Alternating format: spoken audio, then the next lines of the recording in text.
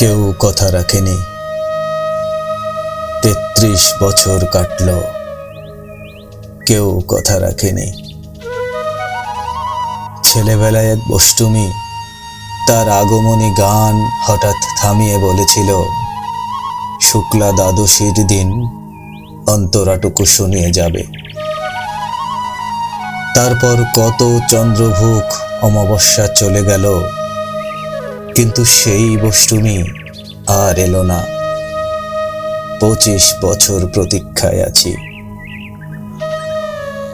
মামাবাড়ির মাঝি নাদের আলী বলেছিল, বড় হও দাদা ঠাকুর, তোমাকে আমি ৩ প্রহরের বিল দেখাতে নিয়ে যাব, যেখানে পদ্ম ফুলের মাথায় সাপ আর ভ্রমর খেলা করে।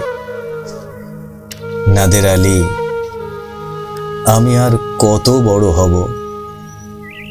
আমার মাথা এ ঘরের ছাদ ফুঁড়ে আকাশ স্পর্শ করলে তারপর তুমি আমায় ৩ প্রহরের বিল দেখাবে? একটাও রয়্যাল গুলি কিনতে পারেনি কখনো। লাঠি লজেন্স দেখিয়ে দেখিয়ে শুষেছে লস্কর বাড়ির ছেলেরা। ভিখারির মতন চৌধুরীদের গেটে দাঁড়িয়ে দেখেছি ভিতরে রাস উৎসব। অবিরল রঙের ধারার মধ্যে সুবর্ণ কঙ্কন পরা ফর্সা রমণীরা কত রকম আমোদে হেসেছে। আমার দিকে তারা ফিরেও চায়নি। বাবা আমার কাঁধ ছুঁয়ে বলেছিলেন, দেখিস একদিন আমরাও। বাবা এখন অন্ধ, আমাদের দেখা হয়নি কিছুই। সেই রয়্যালগুলি, সেই লাঠি লজেন্স, সেই রাস উৎসব আমায় কেউ ফিরিয়ে দেবে না।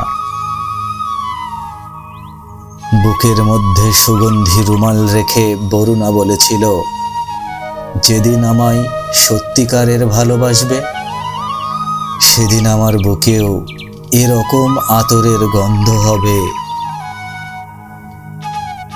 ভালোবাসার জন্য হাতের মুঠোয় আমি প্রাণ নিয়েছি। দুরন্ত ষাঁড়ের চোখে বেঁধেছি লাল কাপড়। বিশ্ব সংসার তন্ন তন্ন করে খুঁজে এনেছি ১০৮টা নীল পদ্ম।